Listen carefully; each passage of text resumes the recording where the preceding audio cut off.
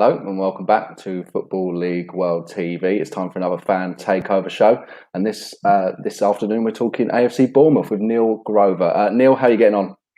Hello, yeah, really well. Thank you for having me. Hope you're well too. Yeah. Looking forward to this. Obviously, Bournemouth had a pretty decent start to Championship life. Bournemouth fans, if you're watching, do get in touch with us in the next 20 or minutes, as we are live, and we'll try to get to any of your questions as the show goes on. But let's first of all kick off by talking about the transfer window and looking back at the summer that Bournemouth just had.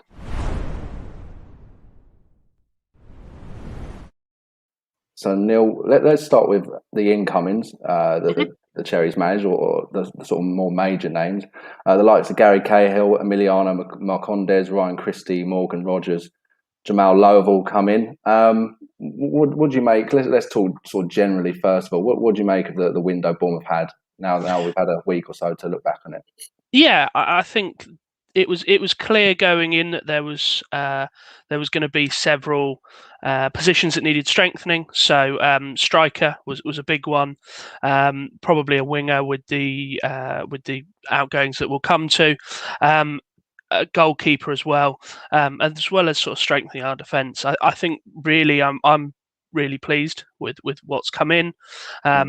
Not just the names, but the prices that we've paid as well. I don't think we've spent more than probably 5 million this window, which, considering the funds that have been freed up, is fantastic business. So it's been really good. We've added a little bit of experience, as you said, with Cahill. For years and years, even in the Premier League, we really struggled with some of the, I guess, like old-fashioned centre-back play. Just getting your head on it and getting it out from set pieces. That's been a weakness of ours for years. That was never really addressed. So I'm hoping that he'll bring in that sort of experience. Marcondes has started really well. And then we've added some loan signings with options to buy as well, which I think is a really good way forward for the club. If we should make that next step, then we can look to make them permanent as well. Just you mentioned there that sort of the lower figure that you shelled out overall in the window. Do you think that sort of summed up Bournemouth? A little change in transfer policy potentially. Obviously, in the Premier League, that there was bigger fees getting spent. Naturally, being in the Premier League with the extra finances being available, it seems to me that the Cherries have potentially taken a look at that and thought maybe there's a slightly different way to go at the moment. Yeah, I mean, we're a club that's been well documented, that's sort of seen what can go wrong historically. So I really feel that this current board and regime, they really appreciate that. They understand that it's all well and good. You can go out and you could easily spend 15, 20 million in this window, but then you might not have a club next year if it doesn't work out. We somewhat saw the disappointment last year. But no, I think they're really looking to not only progress but also build for the future, which I think all of the signings show. I just want to touch on Morgan Rogers as well.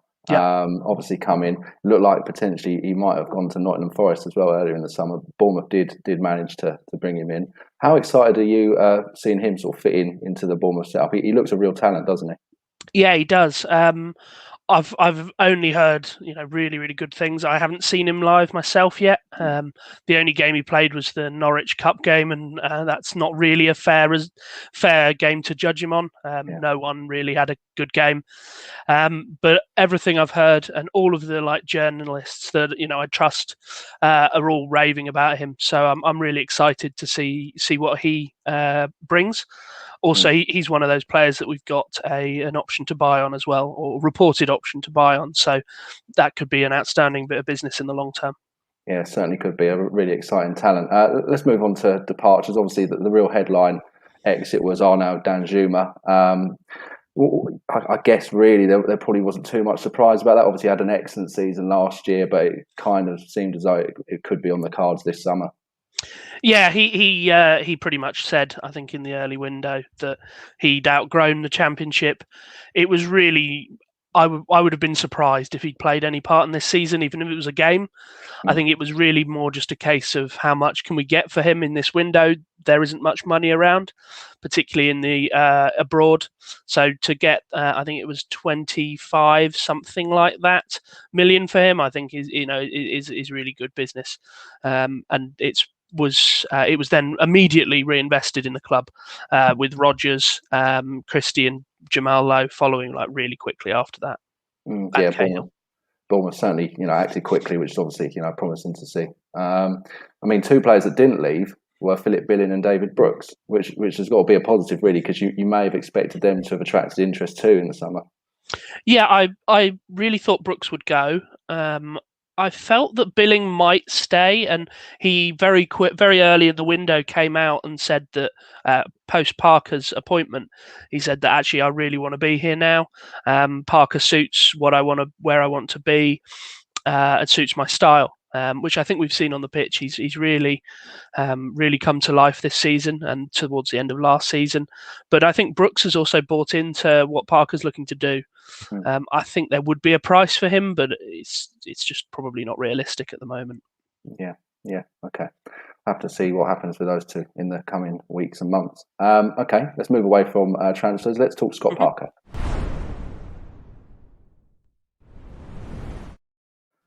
Now, obviously, Parker arrived in the summer, coming in from Fulham. Obviously, unfortunately for them, on the back of relegation from the Premier League. Neil, let's talk again. Generally, first of all, what have you made of his start at Bournemouth, and what you've seen from him in terms of tactics and approach with players and that sort of thing? Yeah, I think it's so far. What I've seen, it looks like it's a good fit. He's come in. He's certainly said all the right things. He's not he's not sugarcoated it when he should have, when when it was right to do so, like after the Norwich game. He's very clearly come in. He's got a very clear structure that fits perhaps what Bournemouth fans, the style of football Bournemouth fans believe we should be playing. So historically, particularly under Eddie Howe, we played a very fluid passing game, which is very much Parker's game, and he's been looking to really reuse that this year, or go back to that, whereas we lost it a little bit last year, lost that identity. So I think so far so good. I've seen in some of the games he's made some changes that have really changed the game, won us the game. Birmingham away being one that really sticks to my mind, but I think we've yet to see what some of the Fulham fans were starting to say, that he got a little bit stale, I think. But I suppose that happens when you're in a club for as long as perhaps he was. Yeah, I mean that's what I was going to come to next. Obviously, towards the end of his time at Fulham, obviously it didn't end particularly happily. With a relegation from the Premier League, there was a fair amount of Fulham fans that said that at times Parker sort of overplayed it. The style of football wasn't great, and like you say, I think stale is a very good word to describe what happened there. Are there many concerns amongst the Bournemouth fan base that potentially a similar route could end up being followed with the Cherries, or potentially Parker's learned from it and it's got this fresh approach now? Yeah, I mean that's certainly what we're hoping. Now, I think the last two games we've been we've disappointed. We've played two of the teams that you probably in Blackpool, and who was the other one? I forget who we played before Blackpool, but Hull, that was it. Realistically, as a team that's looking up, not down, you probably think we probably want at least 4 points from those. We ended up getting 2. I think it wasn't because we looked stale. By all accounts, we looked really good and we really pressed. We just lacked that little bit of final third quality, which we've now added. So I'm hoping that we won't see a repeat. Okay, and just sort of linking to that, let's just look at the start as well to the season so far. 1-2 drawn 3. As you mentioned, a couple of maybe frustrating draws in there against teams that on paper at least you'd expect to beat. What have you made of the start? Are you looking at the team thinking we've got a very good chance of promotion here? Is it a little bit early to say? Obviously, Bournemouth are one of the big four, if you like, in the Championship going into the start of this season that were expected to challenge for those automatic spot. So, is that a fair assessment at this early stage? Yeah, I think we've got to be in that conversation. I've said before that I think we have the quality to challenge for the top two. Perhaps not the title itself, but I would be. I think it would be disappointing if we weren't at least in that conversation come the end of the season.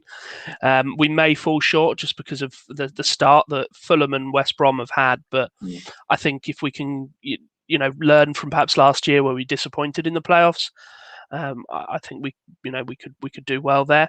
But yeah, I think from the start, I think the key thing, because we came into the season with a lot of injuries, a lot of question marks over the squad. We've got the youngest average age in the squad in the division in terms of teams we put out, and we've really brought through some of the kids that were perhaps on the radar, but nobody thought they would really step up yet. Certainly not to be first 11. So I think the start was very much a case of don't lose, try and keep pace with the top 3 or 4, and then add quality and depth towards the end of the transfer window, which I think we've really done. Bring some players back from injury, the likes of Ben Pearson has been out injured, Adam Smith, who's a Premier League quality right back. These were out at the start of the season. They're now coming back, as well as the additions we've made. So I think now is the time to really start pushing on and closing the gap that's already emerged. Okay, and obviously, let's just look briefly at the sort of rivals Bournemouth have got in the promotion picture. As you mentioned, Fulham and West Brom have obviously started really, really well. Sheffield United were another team that obviously tipped heavily, haven't started particularly well. There might be a little more time needed for Slaviša Jokanovic there to get his methods across. For you, Neil, who are you sort of earmarking as Bournemouth's main rivals for promotion at the moment? Are there any sort of surprise teams that you think might come out of the pack from what you've seen early on? Yeah, so I think aside from those two, Fulham and West Brom, I think they're going to be up there all season. I think QPR, they've recruited really well. I've got one eye on them. And then looking a little bit further down, I was really impressed with Birmingham when we played them. I think for the want of a better striker or a more clinical striker, they'd have won that game, which they've now got in Troy Deeney, arguably still a Premier League quality striker. So they're really, they're only 1 point behind us at this point. So I think they will be in the mix. I think those are the real two outside of the obvious ones. Okay. Yeah, I think that's a pretty fair assessment. Certainly Fulham and West Brom in particular looking very strong, but as always is in the Championship, there's probably a couple of surprise teams that will emerge in the coming months this season. Okay, let's move away from the team as a whole. Let's drill down into looking at some of the players as individuals now.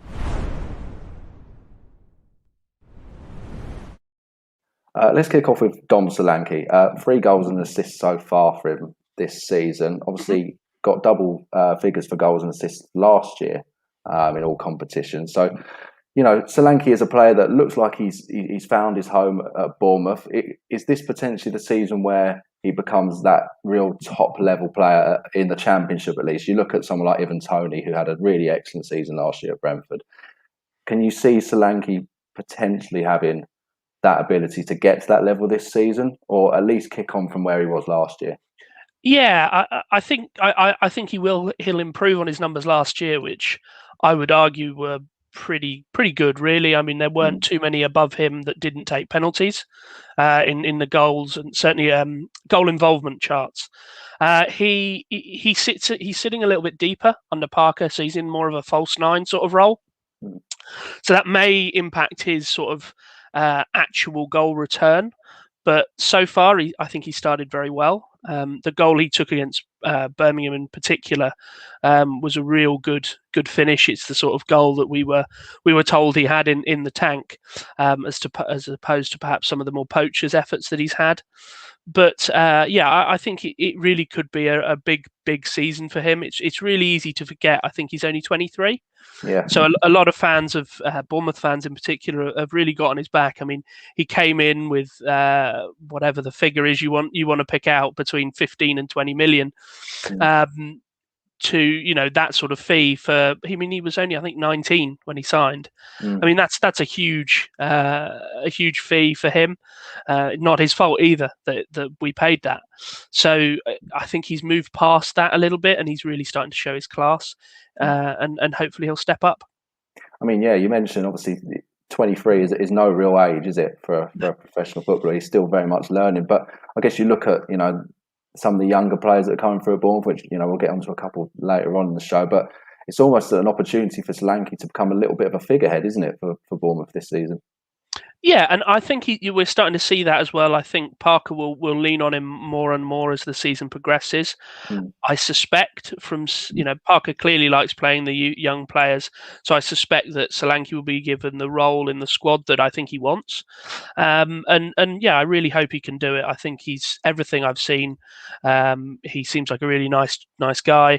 He's young. He's English. I mean, and an upcoming striker. I mean, what more could you want? I suppose as a football fan. Yeah, definitely. Should be a really interesting season. Interesting to see how he gets on. Okay, we've mentioned Solanki. Let's get on to a couple more players that are younger than him.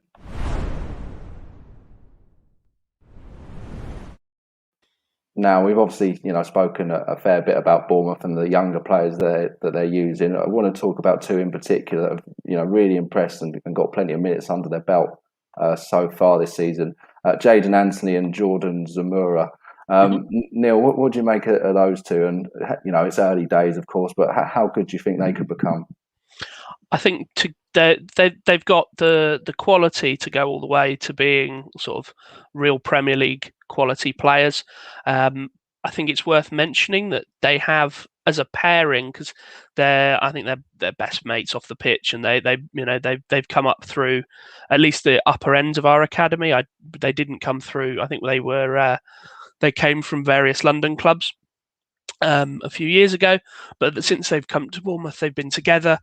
They've got, excuse me, almost a telegraphic understanding of each other on that left wing. But I think they've really shown some super talent. They're punching well above their weight in our squad. If you told me coming into the season or coming into the transfer window that Zamora would be our first choice left back and Anthony would be our first choice left winger, I think I would have been quite concerned. But honestly, as we sit here today, I think Zamora at least his left back position to lose.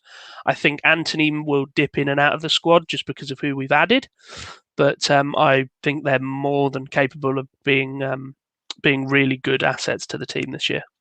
Do you think it? I mean, again, we spoke earlier on about Bournemouth obviously not spending as much money this summer as they have in the past. Do you think this promotion of youth is another nod to them maybe looking at different ways of bringing players through? I mean, obviously Bournemouth, have always brought players through, but do you think there's just an extra sort of level of that? I mean, looking at the likes of Anthony and Zamora.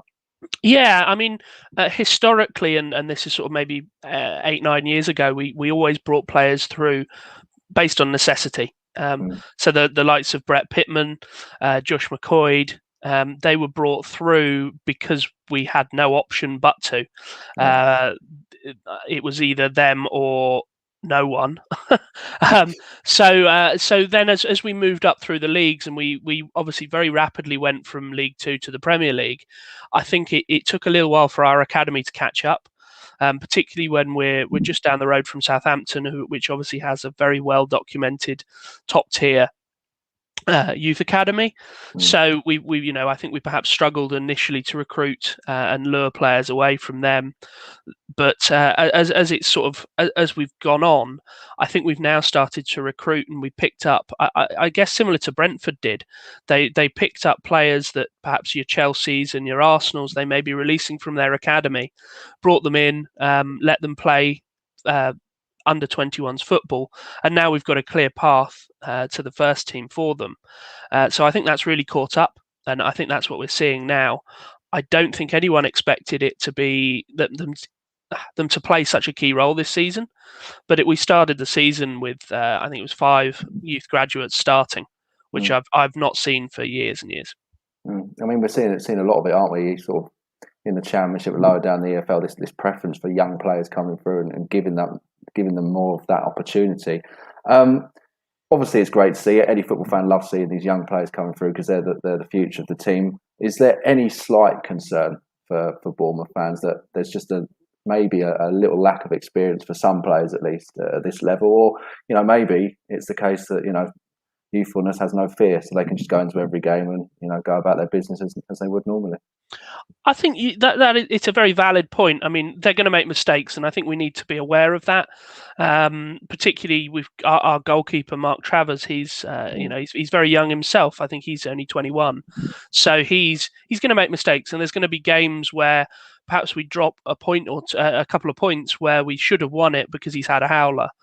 But that's part of the process, and it's a well-trodden path. Aaron Ramsdale, he came through, and we gave him a chance, and he took it, and now he's obviously he's had 20 million transfers already in his career. So I think it's something that we had to do, and I think we've also balanced it well with the likes of Cahill coming in to sort of really guide them. Adam Smith again, an older player that can really guide Zamora in particular in that position. Okay, yeah, it's certainly exciting, anyways, and it's really exciting to watch Parker get those young players out. All right, just before we wrap up, we're just going to look ahead to the rest of this season.